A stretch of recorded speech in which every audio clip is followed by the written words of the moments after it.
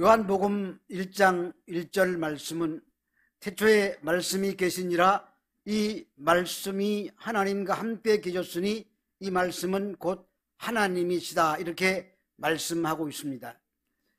성경에 66권 중에서 전체 중에서 태초에라고 시작하는 성경이 딱 3권 있습니다. 첫 번째는 창세기가 그렇고요. 그 다음에 오늘 요한복음이 그렇고 또 요한 1서가 그렇게 시작하고 있습니다.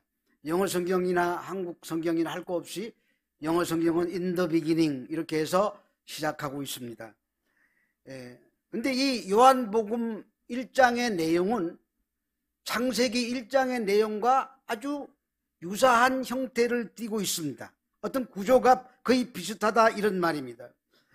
그러니까 사도 요한이 오늘 무슨 얘기를 하고 싶어서 요한복음 1장을 기록하고 있는가 하면은 창세기 1장을 지금 주석하고 있다고 생각을 하고 하시면 되겠습니다. 그러니까 창세기가 하나님께서 처음 창조하신 첫 창조고 옛 창조의 이야기라고 한다면은 이 요한복음에 나오는 1장의 얘기는 하나님께서 재창조하시는 새 창조를 의미하고 있다고 얘기할 수가 있습니다. 1장 2절에 보면은 창세기 1장 2절에 보면은 땅이 혼돈하고 공허하며 흑암이 깊음 위에 있고 이렇게 시작합니다. 창세기 2장은. 그런데 우리 인간 아담의 이후로 범죄한 우리 인간의 그 내적인 세계, 이 내면의 세계를 성경은 어떻게 표현해 놨고 있느냐 하면은 예레미야 4장 22절에서 23절에 보니까 내 백성은 나를 알지 못하는 어리석은 자요 지각이 없는 미련한 자식이라 악을 행하기에는 지각이 있으나 선을 행하기에는 무지하다. 보라 내가 땅을 본즉 땅 우리 인간들의 마음의 땅을 본즉 혼돈하고 공허하며 하늘에는 빛이 없으며 빛이 없다는 말은 흑암이라는 얘기죠. 그러니까 창세기 2장에 나오는 혼돈과 공허와 흑암 이 상태가 범죄에서 죄지은 우리 아담의 후손들인 우리들 인간들의 내적인 상태가 바로 어떤 상태에 있느냐 혼돈과 공허와 흑암으로 덮여 있다 이런 얘기는 것입니다. 그러니까 하나님께서 창세기의 얘기는 아까 말씀드린 것처럼 첫 창조, 옛 창조의 얘기를 기록하고 있다면은 이 요한복음 1장의 말씀은 바로 새 창조의 얘기를 우리에게 설명하고 있고 또 이 우리에게 그 창조하는 과정을 우리에게 보여주고 있습니다. 그래서 창세기 1장에 보면은 그 다음에 혼돈한 그 다음에 나오는 얘기가 첫째 날이죠. 하나님이 가라사대 빛이 있으라 하심에 빛이 있었고 이렇게 시작하고 있습니다. 이 어둠과 빛을 나누시고 첫째 날에 그 빛을 창조하십니다. 그런데 빛이라고 하면은 우리가 생각하는 이 눈에 보이는 빛, 어둠을 밝히는 이런 물리학적인 발광체가 빛이라고 생각할 수 있는데 그 빛은 이 첫째 날에는 지어지지 않았습니다. 왜냐하면은 넷째 날에 가서 비로소 그 발광체가 물리적인 발광체가 지어지기 때문입니다. 그래서 이 첫째 날에 지어진 그 빛이라는 단어는 우리가 생각하는 물리적인 빛이 아니라 이거는 하나님으로부터 나오는 어떤 능력, 어떤 그 힘, 에너지원 이런 것들로 우리가 이해할 수가 있습니다. 그래서 빛이 있으라 할 때 이 있으라는 히브리어로 하야라는 동사를 쓰는데 하야, 있으라 이런 얘기입니다. 근데 모세가 뜰기나무 아래 섰을 때 하나님께서 모세에게 뭐라고 말씀하셨느냐면은 내가 선 곳은 거룩한 곳이니 발을 벗어라 그렇게 말씀하시자 나중에 모세를 보낼 때 누가 나를 보냈다고 그들에게 얘기하겠습니까? 라고 물어봤더니 하나님께서 나는 스스로 있는 자니라 그렇게 말씀하셨습니다. 그 말을 히브리어로 얘기하면은 하야 아스에르 하야입니다. 영어로 얘기하면은 I am who I am. 헬라어로 얘기하면 에고 에이미. 그렇게 여러 가지 단어로 표현할 수 있는데, 여기에 나오는 이 하야가 들어있는데, 이 하야를 여기에 창세기 첫째 날에 빛은 오르하야라는 그런 단어를 쓰고 있습니다. 그러니까 빛과 존재하는 것, 이것은 하나님의 능력으로부터 나오는 것이다 라는 것을 오르하야라는 히브리어 속에 담고 있다, 이런 얘기입니다. 그러니까 하나님께서 능력으로 세상에 어떤 그 에너지, 그 모든 것들을 공급하시는 이런 생명력을 말할 수 있다고 얘기합니다. 할 수 있습니다. 그 요한복음에는 빛으로 오신 그 예수님께서 우리 안에 들어오심으로 말미암아 우리가 그 빛을 바라보는 영광스러운 존재가 되는 것입니다. 그런데 성경은 참 그냥 빛이라고 하지 않고 참 빛이라고 얘기하고 있습니다. 요한복음 1장 19절인가 거기에 참빛 이렇게 나오죠. 이 참빛이라는 말은 거짓과 대립되는 빛이 아니고 온전한 빛, 완벽한 빛, 하나도 흠이 없으신 빛, 이런 뜻으로 이해해야 됩니다. 그래서 그 빛을 보니까 그 은혜와 진리가 충만하다, 이렇게 성경은 기록해 놓고 있습니다. 우리는 이제 은혜와 진리라는 것에 대해서 집중해서 얘기가 되겠는데요, 오늘 이 은혜의 정의를 올바르게 이해하기 위해서는 구원의 세 시제가 있습니다. 이게 좀 무슨 조직 신학 같은데, 구원의 세 시제는 칭의, 성화, 영화, 이런 세 시제가 있습니다. 자, 칭이라는 것은 우리가 그냥 예수 믿고 구원 받았다라고 과거형으로 사용합니다. 그런데 그 과거형으로 사용하는 이유는 하나님이 우리를 선택하셨으면 하나님은 전능하신 분이므로 절대 우리를 구원하시는 일에 실패하지 않을 것이다 라는 전제 아래 과거형으로 쓰는 것입니다. 그래서 이렇게 과거형으로 구원받았다고 쓸 때 그것을 신학적인 용어로 칭의, 의롭다고 칭한다 라고 이렇게 말을 하는 것입니다. 그런데 우리가 그렇게 해서 의롭다고 칭함을 받았다고 해서 우리가 완전히 의로운 존재가 된 것은 아닙니다. 우리는 그 칭함을 받은 그때부터 우리가 하나님께서 인정하시는 그 장성한 분량, 거기까지 우리는 자라가야 됩니다. 그 점점 우리의 믿음이 성숙해지고 장성해서 그 하나님이 원하시는 거기까지 도달하는 그 과정을 성화라고 얘기하죠. 그렇게 성화돼 가서, 그래서 우리가 육신을 완전히 벗어버리고 하나님 나라에 들어갈 때 하나님께서 우리를 영화롭게 하심으로 영화라는 목적지에 도달하게 되는 것입니다.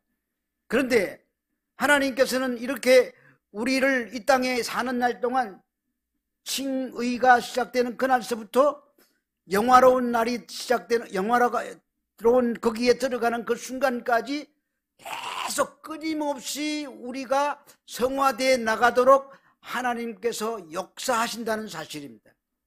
그러니까 하나님은 한번 구원해 놓고 너 구원받았어라고 하고 끝내고 그냥 입 닫고 계시는 게 아니라 우리가 구원에 완전히 도달할 때까지 성화라는 과정을 거쳐가도록 하나님의 은혜가 끊임없이 작용하고 우리에게 영향을 미친다는 것입니다. 바닷가에 가보면은 그 예술적인 이런 돌탑이 서 있는 것도 볼 수 있고 벽도 볼 수 있습니다. 거기는 그 돌이 그냥 스스로 자기가 예술적인 작품으로 탄생된 것이 아니라 끊임없는 파도, 쉬지도 않고 몇백 년, 몇천 년 걸쳐서 파도가 와서 부딪히면서 깎여져 나가서 그렇게 예술품이 되듯이 우리 부름을 받은 하나님의 백성들도 하나님의 능력에 의해서, 즉 성령에 의해서 우리에게 성령이 계속 우리에게 부딪혀 오시면서 우리를 변화되도록 이렇게 우리에게 충격을 가하시면서 변화시켜 나가시는 것입니다. 그러다가 어느 때 우리가 성화 과정을 마치고 하나님께서 예비하신 그 영화로운 나라에 들어가게 되는 것이죠. 그런데 우리가 그 성화되는 과정의 모습이 조금씩 나타날 때에 그것을 보고 뭐라고 얘기하느냐면은 우리가 행함이라고 얘기하는 것입니다. 그것이 안 나타나면은 이건 참 곤란합니다. 그래서 하나님의 은혜를 입어서 은혜와 진리가 충만하신 참 빛인 예수가 우리가 그리스도임을 깨달아 알았죠. 그리고 영접했습니다. 그래서 성령의 생명의 성령의 법이 우리를 지배하고 다스리고 나가기 시작하는데, 그 생명의 성령의 법이 역사할 때 거기에 대해서 뭔가 우리에게 삶의 행함이 나타날 때에 나는 지금 하나님이 목적하시는 영화로움으로 향해서 올바르게 가고 있구나라고 자기 자신의 가는 길을 확인할 수 있게 되는 것입니다. 만약 그런 일이 일어나지 않으면 그 사람은 구원과 상관없는 사람이죠. 왼편에 있는 염소에 불과합니다. 로마서 8장 1절에서 3절 말씀을 제가 읽어드리겠습니다. 그러므로 이제 그리스도 예수 안에 있는 자에게는 결코 정죄함이 없나니 이는 그리스도 예수 안에 있는 생명의 성령의 법이 죄와 사망의 법에서 너를 해방하였음이라.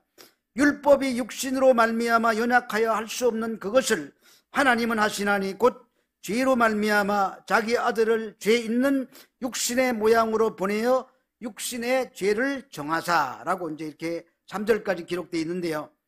우리가 하나님의 은혜를 입어서 은혜와 진리이신 예수 그리스도를 만난 사람들은 그 은혜가 그 삶을 지배하게 됩니다.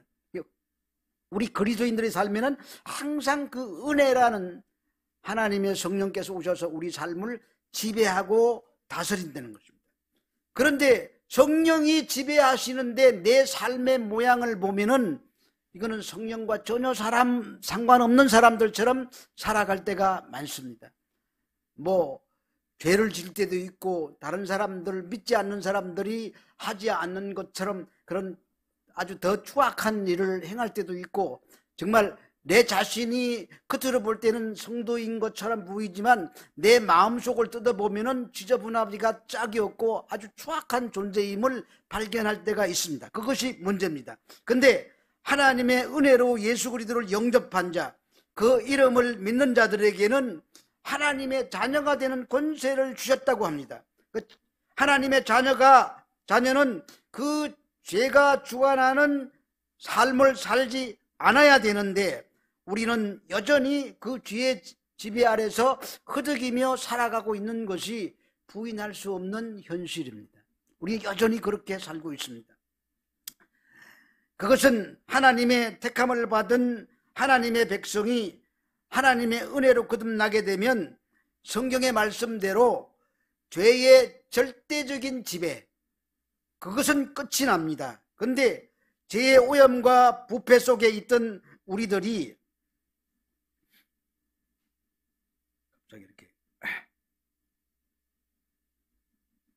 그 오염과 부패 속에 있던 우리들이 여전히 그 안에 죄가 남아 있습니다. 그래서 거듭난 신자의 삶은 은혜 아래 분명히 있기는 있는데 실제적으로는 여전히 자기 안에 있는 죄와 현존하는 죄와 투쟁하게 되는 것입니다. 그런데 그 신자가 죄의 세력과 싸움에 밀렸을 때 그 사람은 죄의 지배 아래 있는 것처럼, 죄의 지배 아래 있는 게 아니라 것처럼 이렇게 보이는 것입니다. 그래서 바울조차도 이렇게 갈등합니다. 로마서 7장 21절 이하에 그러므로 내가 한 법을 깨달았노니 곧 선을 행하기를 원하는 나에게 악이 함께 있는 것이로다. 내 속사람으로는 하나님의 법을 즐거워하되 내 지체 속에서 다른 법이 내 마음의 법과 싸워 내 지체 속에 있는 죄의 법 아래로 나를 사로잡아 오는 것을 보는도다라고 얘기하고 있습니다. 나에게 악이 함께 있는 것이다. 이 함께 있다라는 이 단어가 헬라어로 파라케이마인데 이거는 근접해 있다, 할 준비가 되어 있다, 이런 뜻입니다. 우리는 죄를 지을 수 있는 가능성이 항상 우리 속에 존재하고 있습니다. 언제든지. 그래서 바울조차도 선을 행하고자 하는 마음 한쪽에 늘 이렇게 악을 행하고자 하는 준비된 의지가 있다는 것을 솔직히 고백하고 있는 그런 말씀입니다. 이렇게 신자들은 거듭난 후에도 끊임없이 죄와 싸워야 하는 것이고, 때때로 이 죄가 거듭난 신자를 지배할 수도 있다고 할 수 있습니다. 그렇다고 해서 신자의 그 삶이 절대적인 죄의 지배를 받는 것은 아닙니다. 죄의 지배는, 이때 나타나는 죄의 지배는 절대적인 지배가 아니라 상대적인 지배예요. 죄가 우리를 완전히 지배를 못한다는 얘기죠.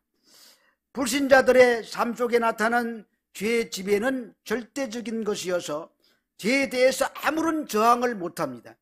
근데 우리는 그런 절대적인 지배 아래 있지 않고 절대적인 지배 아래 있지 않고 상대적인 지배 아래 있기 때문에 죄가 다가오면은 갈등하고 싸우고, 때로는 죄에 대해서 이길 때도 있고 밀려서 넘어질 때도 있고 그럴 때가 있습니다. 그래서 존 오웬이라는 사람은 죄 죽이기라는 책을 썼는데, 그 책에 보면은 우리가 죄를 죽이지 않으면은 우리 속에 있는, 비록 상대적인 죄이기는 하지만 이것이 마치 바이러스가 번식하듯이 우리 속에서 번식해서 우리를 마치 절대적인 지배 아래 놓인 사람처럼 만들어 간다는 것입니다. 그러니까 아무리 예수 믿고 의롭다고 칭함을 받고 지금 성화의 가정을 걸어간다고 할지라도 우리가 잘못하면은 그런 지경에 놓이게 된다, 이런 얘기입니다. 성도들이 하나님의 은혜를 입어서 선택된 자로 예수를 영접하는 순간에 그들의 삶은 은혜의 지배 아래 놓이는 것이 분명합니다. 근데 그때 이제 은혜의 지배 아래 놓이게 되면은 지금까지 그 죄가 나랑 막상막하로 이렇게 싸우다가 이 은혜의 지배 아래 놓이게 되면은 제 허리가 한풀 꺾여요. 그러니까 우리나라 그거 실험 같은 거 보면은 일단 삿발을 잡은 사람이 상대방의 허리를 한번 꺾으면은 그거는 끝장난 싸움이에요. 못 이겨요. 마찬가지로 우리는 죄의 절대적인 지배 아래 있지 않고 상대적인 지배 아래 있기 때문에 우리가 그 죄에 싸워서 한 번만 이기면은 꺾어지는 것입니다. 그래서 우리는 그 야복강가에 야곱이 천사와 씨름하는 장면이 나오잖아요. 그래서 성경은 야곱이 이겨서 이제 그래 너는 이겼다, 그래서 내 이름을 이제부터 하나님과 겨루어 이긴 이스라엘이다라고 얘기했지만 사실은 하나님이 이긴 거예요. 야곱이 허리가 꺾어진 거예요. 그때부터 야곱의 인생은 그냥 죄와의 싸움에서 늘 고민하고 싸우고 너무 자기 자신을 죽이고 하는 그런 고난과 험난한 삶을 살게 되는 것입니다. 그래서 그 사실 하나님이 이긴 싸움인데 성경은 야곱이 이긴 것처럼 표현해 놓고 있을 뿐입니다. 자, 그런데 신자라는 사람들의 그 잔존하는 죄가 우리 속에서 게리라전을 벌려요. 그래서 우리가 조금이라도 그 죄악의 요소에 대해서 동조를 시작하게 되면은 은혜의 지배 아래 비록 있다고 할지라도 그 죄가, 그 죄의 그 우두머리가 사단이잖아요. 사단이 우리 속에 불법 정부를 건설하게 됩니다. 그래서 요한 1서 3장 3절 4절 보니까 주를 향하여 이 소망을 가진 자마다 그의 깨끗하심과 같이 자기를 깨끗하게 하느니라. 여기 깨끗이라는 말은 죄 죽이기를 하느니라, 이런 뜻입니다. 죄를 죽이긴다. 죄를 짓는 자마다 불법을 행하나니 죄는 불법이라. 그러니까 우리는 날마다 자기 속에서 죄 죽이는 싸움이 일어나야 되는 사람들입니다. 그래서 그렇게 해서 질이 멸렬해야 되는 죄가 여전히 불법 정부를 세우게 되는데 그렇게 끝나면 안 되잖아요. 근데 은혜의 정부가 들어선 신자 안에서 죄의 게리라 정부가 계속적으로 힘을 발휘하게 되는 이유는 우리가 그 세력에게 양식을 공급해 주기 때문에 그래요. 양식이란 게 뭐냐? 죄된 생각들을 거기에다가 자꾸 불어넣기 때문에 우리가 그렇게 다시 불법 정부가 되게끔 만들어버리고 만다는 말입니다. 신자가 제가 시키는 것을 열심히 순종한다는 말입니다. 그래서 사도 바울은 성도들에게 절대로 복종해서는 안 된다. 죄에게는 절대로 복종해서는 안 된다. 이렇게 말씀하고 있습니다. 로마서 6장 12절 13절에서 그러므로 너희는 죄가 너희 죽을 몸을 지배하지 못하게 하여 몸의 사욕에 순종하지 말고 너희 지체를 의의 무기로 불의의 무기로 죄에게 내어주지 말고 오직 너희 자신을 죽은 자 가운데서 다시 살아난 자같이 하나님께 드리며 너희 지체를 의의 무기로 하나님께 드려라 그렇습니다. 그러니까 우리는 불의의 무기로 쓰임받을 수 있고 의의 무기로도 쓰임받을 수 있습니다. 이때는 내가 결정해야 됩니다. 죄가 들어왔을 때 그것을 죽일 것이냐, 의의 무기가 돼서 그 죄를 내 속에서 짓밟아 없애버릴 것이냐, 아니면은 동조해서 같이 나갈 것인가, 이 순종하는 그 양상이 나타나게 되는 것입니다. 죄에게 순종하면은 불법의 종이 되는 것이고, 죄의 종이 되는 것이고, 의에게 순종하면은 의의 종이 되는 것입니다. 그래서 결국은 그 사람이 칭의를 입고 성화의 과정을 거쳐가고 있다고 할지라도 마치 은혜의 정부가 죄의 정부에게 함락당한 것처럼 보일 때가 있다는 말입니다. 그렇다고 해서 성도들의 구원이 취소된다는 말은 아닙니다. 은혜의 정부가 수립돼야 될 그 신자의 삶 속에 죄가 지배하는 것처럼 보여진다 이런 얘기입니다. 겉으로 볼 때 죄를 죽이는 주체는 성령이지만 성령은 신자의 순종을 통해서 일하십니다. 바로 성령에 이끌려서 순종할 때 나타나는 그 현상을 우리는 행함이라고 말하는 거죠. 그래서 로마서 8장 13절에 보면은 너희가 육신대로 살면 죽을 것이로되 영으로서 몸의 행실을 죽이면 살리라. 이게 육신, 이 육신은 헬라어로 사락스라고 얘기하죠. 사르카, 육체를 말합니다. 그 육체에서 나오는 행실이 몸의 행실이에요. 우리 육체를 따라 살면요, 육신의 정욕, 안목의 정욕, 이런 이생의 자랑에 빠져가지고 자기가 즐거운 대로 살아가게 되는 것이죠. 그런데 영으로 죽이면 살 것이라고 말합니다. 몸의 행실을 죽이는 주체가 누구라는 말입니까? 영이라는 말입니다. 바로 성령이 우리 그 몸의 행실을 죽이는 주체란 말입니다. 그래서 성령께서 우리 속에 늘 너 죄짓지 마라, 죄짓지 마라, 너는 그런데 죄지면 안 된다라고 깨달음을 주지만 그렇게 안 될 때 우리는 죄에게 순종하는 결과가 되는 것이고, 죄를 죽이게 되면은 성도의 순종이 따라오게 되는 것입니다. 그래서 이 순종이라는 말은 행함이라는 말과도 바꾸어 쓸 수 있는 단어라고 이야기할 수 있습니다. 그런데 이 죽을 것이로되라는 이 단어는 아포토네스코인데 헬라어로 생명의 기능이 사라지다라는 뜻입니다. 그 사람은 예수 믿는 사람인데 생명의 기능이 마치 사라진 것처럼 그렇게 보일 때가 있다는 말입니다. 그러니까 죄 죽이는 삶을 살지 않으면 성도 속에 있는 생명력이 사라지는 것이라는 말입니다. 그래서 마음속에 예수 믿고 행복하고 기쁘고 즐겁고 또 교회 나가는 게 신나고 우리 믿는 사람들과 교제하는 것이 즐겁던 그 마음이 싹 사라지는 거예요. 이게 생명력이 사라져서 그래요. 여전히 그 사람은 은혜의 존재 아래 있는 사람이 맞아요. 근데 자기가 죄주기에게 동참하면은 죄와 같이 죄의 종로로 타면은 그런 상태가 된다는 말입니다.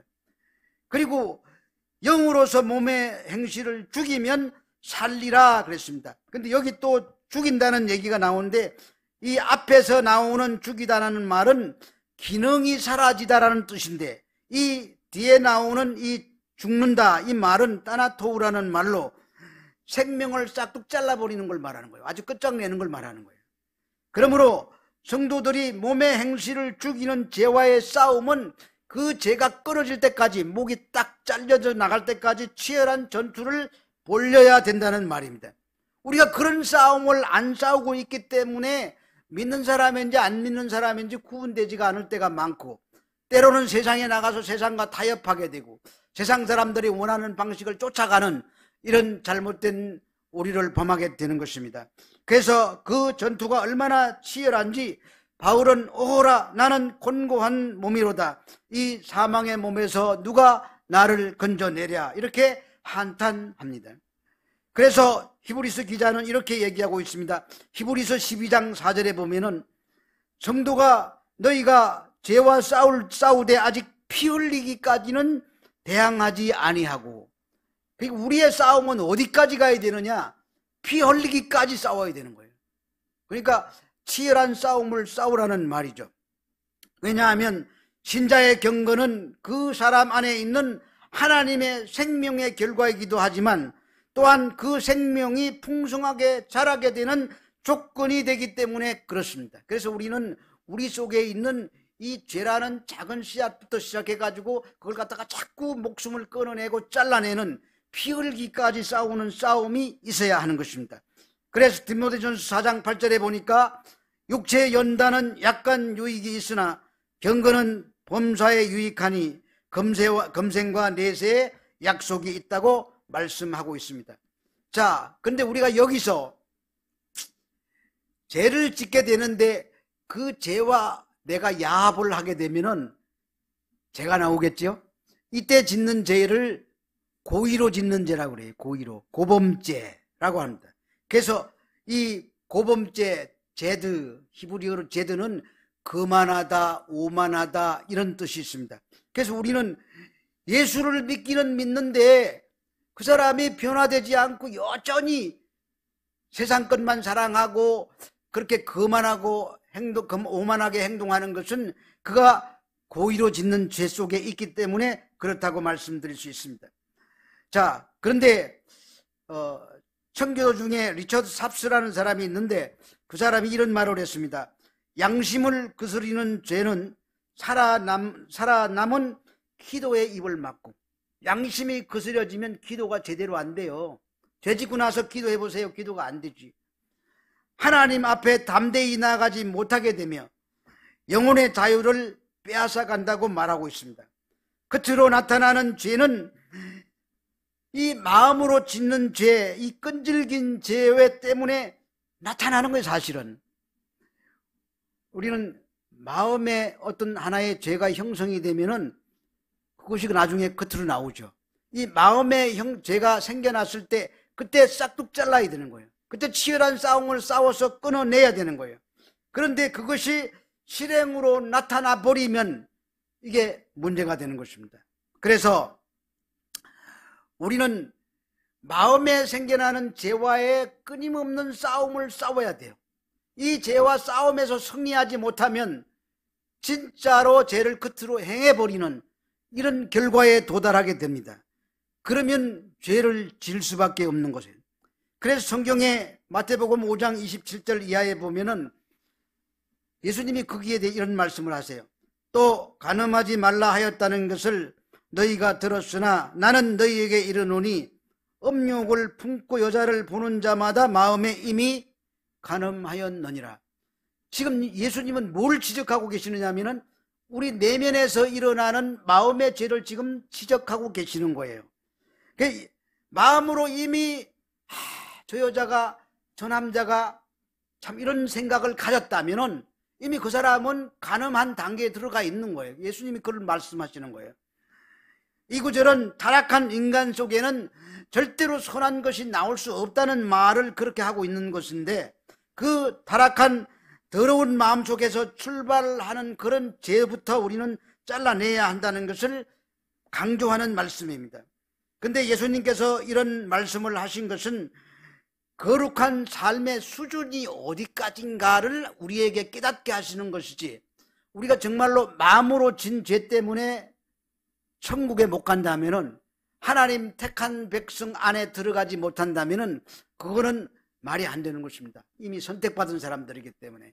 그러니까 우리가 짓는, 마음으로 짓는 이 죄는, 우리가 거룩이라는 것은 어디까지가 진짜 거룩인가, 그 거룩의 수준, 한계를 주님이 설명하기 위해서 말씀하신 것뿐이지, 마음에 짓는 죄까지 다 우리가 그냥 책임을 져야 된다면은, 그럴 바에는 마음으로 짓고 말 게 아니라 행해버리고 어차피 죄인으로 취급받는 게 차라리 낫지 않겠습니까? 그러니까 우리는 마음으로 짓는 죄를 잘라내기 위해서 그 수준에 도달할 때까지 애쓰고 죄를 죽이는 노력을 지속해야 한다는 것을 이렇게 말씀하고 있습니다. 그래서 근데 이제 영향력으로 보면은 마음으로 지은 죄는 우리에게 그렇게 심각한 영향력을 끼치지 못하지만 그 육체로 내 찔러버린 죄는 우리에게 아주 치명적인 그런 죄를 짓게 만드는 것입니다. 그래서 우리는 원기를 회복할 수가 없습니다. 그래서 실제로 저질러 버려서 간음을 행하고 실제로 살인을 하고 이렇게 문제를 발생시켰다면은 그 사람 비록 하나님의 택한 백성이라고 할지라도 그 속에 있는 그 죄 때문에 거기서 쉽게 헤어나지 못합니다. 그래서 다윗 죄를 여러분들이 너무나도 잘 아시잖아요. 다윗은 이미 간음죄를 지었고요. 그걸 덮기 위해서 살인교사죄를 지었고요. 그 다윗이 나단으로부터 자기의 죄를 지적받았을 때 그때 그 괴로움이 눈물로 토록하는 시가 시편 51편이잖아요. 시편 51편 보면은 하나님이여 주의 인자를 따라 내게 은혜를 베푸시며 주의 많은 긍휼을 따라 내 죄악을 지워주소서. 나의 죄악을 맑게 씻기시며 나의 죄를 깨끗이 제하소서. 무릇 나는 나의 죄과를 아오니 내 죄가 항상 내 앞에 있나이다. 이 다윗의 고백은요, 죄가 항상 자기 앞에 움츠리고 있으면서 정죄하고 있는 거예요. 너야 죄인이야, 너 죄인이야, 너 살인자야, 너는 간음자야. 쉴 새 없이 다윗의 마음을 그렇게 괴롭혔습니다. 너무나도 오랫동안 이 다윗은 그것으로서 괴로움으로 눈물로 침상을 적시는 날들이 많았다고 우리가 시편 여러 편들을 읽어보면 알 수가 있습니다. 성도는 그래서 겉으로 출산되는 죄라든지 고의로 짓는 죄라든지 이런 죄를 짓지 않기 위해서, 불법적으로 죄가 나 속에서 점령하지 못하기 위해서 죄와 싸우는 싸움을 싸워야 되는 것입니다. 죄와 은혜는 둘 다 사람의 순종을 바탕으로 해서 나타나는 것입니다. 죄에게 순종하면 죄가 되는 것이고 은혜 아래 순종하면 은혜 아래 있는 자가 되는 것입니다. 그래서 제가 제 아래 순종하면 내 속에 있는 죄가 점점 증식해요.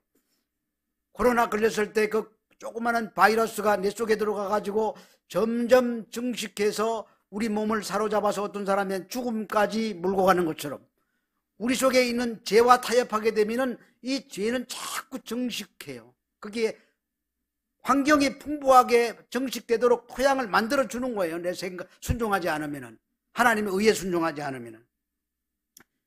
그래서 이 죄의 경향성에 강한 힘을 실어서 그래서 죄책감마저도 사라지게 만들어 버리는 것입니다.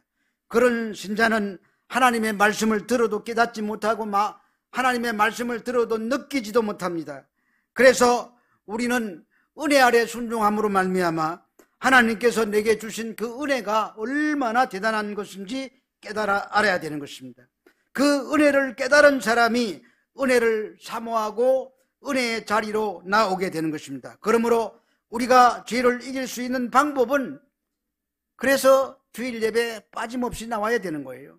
하나님의 은혜를 깨닫고 내가 선택 안에 들어있는지 안 들어있는지, 내 삶에 이런 순종이 나오는지 행함이 나오는지 날마다 점검하고 확인해야 되는 것입니다. 본문을 보면은 예수님을 보니 은혜와 진리가 충만했다고 합니다. 은혜와 진리는 구약에서 하나님의 성품을 표현하는 말입니다. 출애굽기에 있는 말씀 잠깐 읽어보면은 나는 여호와라 자비롭고 은혜롭고 노하기를 더디하고 인자와 진실이 많은 하나님이라. 자기 자신을 하나님이 자비롭고 은혜롭고 인자와 진실이 많은 분이라고 자신을 소개합니다. 예수님도 여기에 보니까는 우리 요한복음 본문 읽어서 은혜와 진리가 충만하다라는 말로 표현하고 있습니다. 헬라어로 카리스카이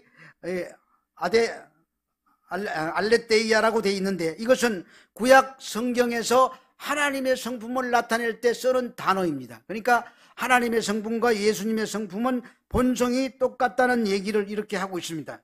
사도 요한은 앞문장에서 하나님과 하나님의 영광과 그리스도의 영광이 같은 것이라고 이렇게 말하고 있는데, 하나님의 성품인 은혜의 진리가 바로 말씀인 그리스도, 그를 통해서 우리에게 나타나신 것입니다. 성육신 하신 것입니다. 그래서 그분이, 예수님께서 지상 사역을 하시면서 하나님의 본성을, 그 은혜와 진리가 충만한 하나님의 본성을 우리들에게 그대로 다 나타내 보여주신 것입니다. 요한복음 10장에 보면은 나와 아버지는 하나라고 하십니다. 한편 충만함, 이 가득 차서 넘치는 이 헬라어 플레레스라는 단어는 은혜와 진리의 역동성을 설명하는 단어입니다. 역동성이라는 것은 가만히 있는 게 아니라 뭔가 꿈틀거리면서 움직이면서 생기발랄한 어떤 이런 모습이 역동성이라는 말로 표현하잖아요.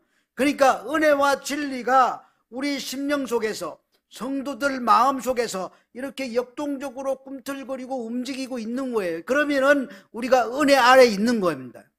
근데 그런 증상이 나타나지 아니하고 죄에게 순종해서 죄에게 종로로 타면은 그런 역동성이 없습니다. 주님은 이례적이며 반발적인 그런 은혜를 베푸시는 분이 아니라 우리 속에 아까 얘기했던 것처럼 파도가 밀려와서 예술품으로 깎아내듯이 주님의 그 은혜의 역동적인 그 역사는 끊임없이 우리 속에 일어나고 있습니다. 그래서 우리를 은혜 아래 붙잡아 주시는 것입니다. 은혜란 죄인을 용서해 주시는 하나님의 은총이기도 하지만, 하나님께서는 절대로 한 번 은혜를 베풀기 시작하면 손을 떼지 않으시고 계속해서 성도를 지도하시고 인도하시고 거룩한 영향력을 끼쳐 나가시는 것입니다. 이것을 우리는 하나님께서 말씀하시는 지속적인 은혜라고 얘기할 수 있습니다. 그러니까 우리는 천국 가는 그날까지 우리가 양육하고 다스려 나가는 하나님의 방법이 은혜와 이 말할 수 없는 그 축복이 우리 속에 역동적으로 움직이게 되는 그 은혜 때문에 우리가 천국까지 살아갈 수가 있는 것입니다. 하나님의 은혜로 그리스도를 믿어 우리는 구원받았다고 합니다. 나의 힘으로 된 것이 아니라 하나님의 선물이라고 합니다. 바울 사도도 나의 나된 것이 하나님의 은혜라고 말합니다. 우리의 삶 전체가 하나님에 의해서 이끌림을 받고 있다는 말입니다. 하나님의 은혜는 언제나 나의 죄나 나의 악함보다 더 큽니다. 그래서 은혜가 임한 자들은 결국은 이기게 돼 있습니다. 그래서 마르지 않는 샘과 같이 하나님의 은혜는 지속적으로 부어지고, 그것이 지속적으로 부어질 때 은혜 위에 은혜가 충만하다, 이렇게 표현하는 것입니다. 은혜와 진리가 대비되는 표현이 오늘 본문에 나오는 거 보면 모세의 율법입니다. 17절에 나왔지요. 율법은 모세로 말미암아 주어진 것이요 은혜와 진리는 그리스도로 말미암아 온 것이라고 말씀하고 있습니다. 모세로 말미암아 주어진 율법은 어떻게 사는지, 어떻게 사는 것이 바르게 사는지 우리에게 길잡이가 되어주는 말씀입니다.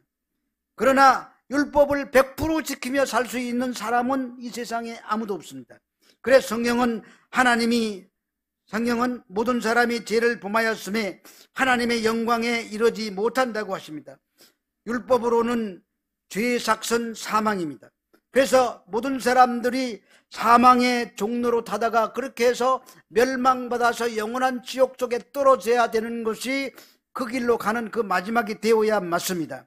그런데 예수님은 율법으로 사람을 심판하기 위해서 오신 분이 아니라 우리에게 은혜와 진리를 부어주셔서 은혜 위에 은혜가 충만하게 만들어주셔서 우리 속에 은혜가 역동적으로 역사하도록 만들어서 기어코 우리를 하나님의 백성으로 만들어내시기 위해서 이 땅에 오신 분이십니다. 자, 바리새인들이 예수님이 와서 이 땅에서 역사하실 때 안식일 날 그 손 마른 자를 고치는 그런 사건이 있었지요. 그때 예수님이 그 바리새인들에게 묻습니다. 너희들은 소가 구덩이에 빠졌으면 안식일이라도 건져내지 않느냐? 사람은 얼마나 소보다 더 귀중한 존재냐? 라고 이렇게 말하면서 그 손 마른 자의 손을 고쳐주시는 것입니다. 이것이 더 옳다고 말씀하십니다. 그것이 은혜고 그것이 진리입니다. 우리는 아까 로마서 8장 1절에서 3절의 말씀을 잠시 언급을 했는데 그 말씀처럼 사도 바울은 은혜와 진리의 법을 생명의 성령의 법이라고도 표현합니다. 은혜와 진리로 살 때 율법은 폐기되는 것이 아니라 율법은 완전하게 완성이 됩니다. 우리가 율법을 지키려고 하면은 율법은 하나도 못 지켜내지만 그러나 은혜와 진리의 법으로 살아내게 되면은 그 율법을 온전하게 만들 수 있다는 얘기입니다. 은혜의 진리가 생명을 주시는 성령의 능력으로 나타납니다. 이제 그리스도 예수를 구세주로 믿은 사람에게는 그래서 정죄함이 없다고 얘기하는 것입니다. 그래서 우리를 생명의 성령의 법이 죄와 사망의 법에서 해방시켜 주셨다고 말하는 것입니다. 우리는 타락한 성품 때문에 율법이 연약해서 할 수 없는 그것을 하나님께서 은혜와 진리로 우리 가운데 그것을 이루어내셨습니다. 그래서 그 이루어내시는 방법이 예수 그리스도를 십자가에 못 박으심으로 이루어내셨습니다. 그래서 우리는 이제는 앞에 초장에서 말씀드린 것처럼 사륵스, 육신을 따라 살지 않고 성령님을 따라 사는 그런 삶을 살게 되는 것입니다. 그래서 율법의 요구가 우리 속에서 다 성취되는 것입니다. 예수님 자신이 요한복음 14장 6절에서 나는 길이요 진리요 생명이라고 하셨습니다. 예수님을 보내신 성령은 진리의 영이십니다. 성령은 우리가 진리의 말씀을 따라 살도록 인도하십니다. 진리의 말씀을 따라 살 때 우리가 거룩해지는 것입니다. 그래서 요한복음 8장 31절 32절에 보니까 그러므로 예수께서 자기를 믿은 유대인들에게 이르시되 너희가 내 말에 거하면 참으로 내 제자가 되고 진리를 알지니 진리가 너희를 자유케 하리라고 말씀하신 것입니다. 사도 요한은 예수님 안에서 충만하게 그 흐르는 은혜와 진리를 경험한 사람입니다. 그래서 모세를 통해서 받은 율법과는 차원이 다른 은혜와 진리를 증언합니다. 더 이상 모세가 가르친 계율의 속박 속에 살지 않게 됩니다. 진리를 따라 살 때 이상 우리는 죄의 종으로 살지 않게 됩니다. 진리를 따라 살 때 죄악된 세상으로부터 저항과 미움을 받을 것입니다. 그럼에도 예수님으로부터 오는 진정한 자유를 우리에게 약속해 주십니다. 요한복음 8장 34절 36절에는 이런 말씀이 있습니다. 예수님께서 대답하시되 진실로 진실로 너희에게 이르노니 죄를 범하는 자마다 죄의 종이라. 종은 영원히 집에 거하지 못하되 아들은 영원히 거하나니 그러므로 아들이 너희를 자유케 하면 너희가 참으로 자유하리라. 주님께서 하신 말씀입니다. 오늘 이 시대는 은혜라는 말에도 거부감을 많이 가집니다. 그래서 세상에 공짜는 없다, 공짜로 주는 게 어디 있느냐 이렇게 말하는 사람이 많습니다. 그래서 진리를 외면하고 그냥 무시하는 사람들이 있습니다. 오늘날 사람들의 그 생각은 팩트체크, 이것이 그냥 머리에 너무 많이 집요하게 박혀 있어요. 부분적인 팩트체크를 통해서 전체를 호도하고 있습니다. 전체를 나쁜 것으로 몰아가고 있습니다. 그럼 그것은 우리가 왜곡하는 현상입니다.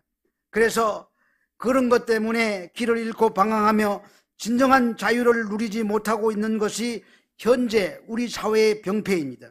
진리로 산다는 것은 더 이상 이게 율법으로 이래서 너는 잘못됐고 이러는 죽일 놈이고 이래서 너는 잘못된 사람이다. 내 편은 옳고 네 편은 다 틀리다. 이렇게 단정적으로 얘기하는 것은 이 옛사람이 하는 짓입니다.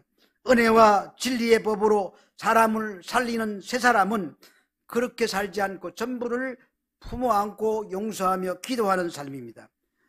그런즉 고린도후서 5장 17절 말씀 이하의 말씀입니다. 그런즉 누구든지 그리스도 안에 있으면 새로운 피조물이라 이전 것은 지나갔으니 보라 새 것이 되었도다. 이렇게 말씀하고 있습니다.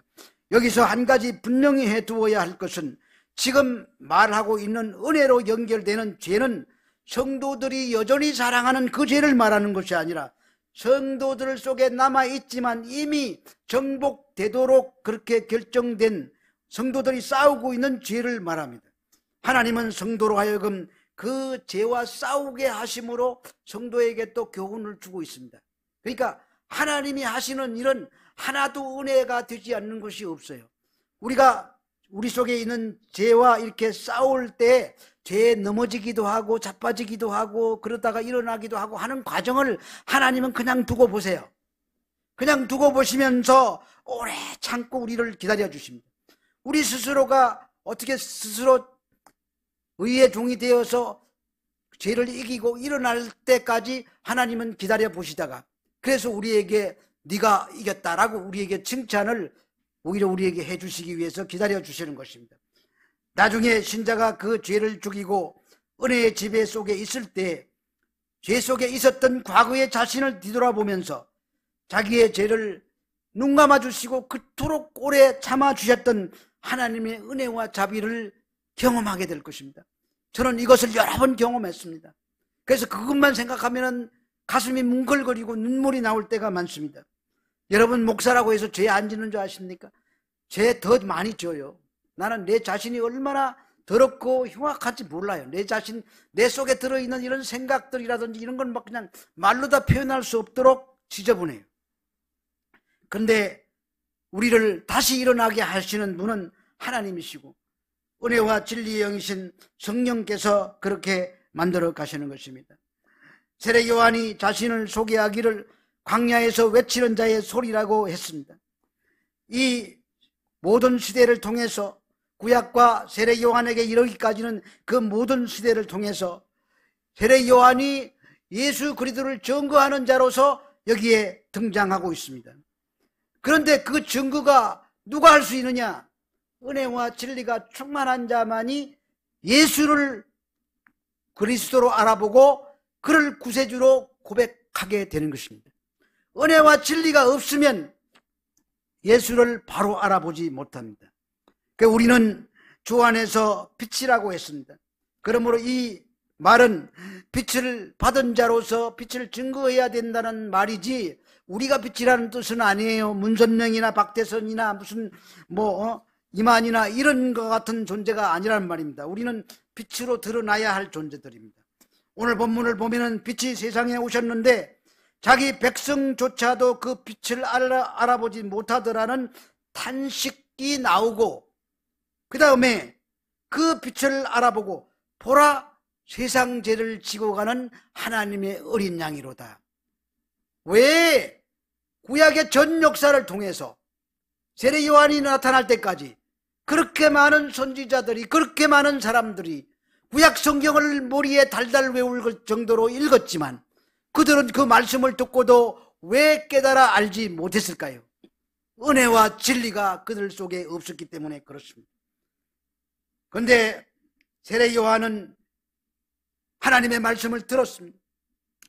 성령이 비둘기같이 임하는 사람을 보거든 그가 구세주인 줄 알라는 하나님의 음성을 들었습니다. 그리고 말씀을 비추어서 봤습니다. 여러분 말씀은 우리가 생각하는 것처럼 그냥 귀에 들려오는 게 아닙니다. 그 세례 요한이 스스로 깨달은 겁니다. 그래서 그는 구약 성경의 선지자들이 그렇게 알고 싶어하고 알려주려고 했던 그것을 알아보지 못하고 또 가깝게는 그 당시에 바리새인들은 율법으로 찌들어 있던 사람들입니다. 할라카로 찌들어 있었던 사람들. 이런 사람들은 그렇게 많은 성경을 알고 있으면서도 예수님을 눈앞에 보고 있으면서도 기적을 일으키시고 죽은 자를 살리시며 5,000명을 먹이시는 예수님을 바라보면서도 그들은 예수님을 구세주로 알아보지 못했습니다. 왜 그랬겠습니까? 은혜와 진리가 안에 없었기 때문에 그렇습니다. 우리들은 은혜와 진리를 받은 사람들입니다. 은혜와 진리를 받으면은 그런 비밀을 알 수 있습니다. 성경에 이 비밀은 미스테리온이라는 헬라어를 쓰고 있는데 영어로 번역하면 미스테리죠. 미스테리. 모든 그 당시에 바리새인들은 그게 모든 것들이 미스테리에 불과했어요. 미스테리온이에요 그냥. 근데 은혜와 진리가 충만한 세례 요한은 보라 자기 죄를, 세상 죄를 지고 가는 하나님의 어린 양이로다. 누가 그렇게 얘기할 수 있습니까?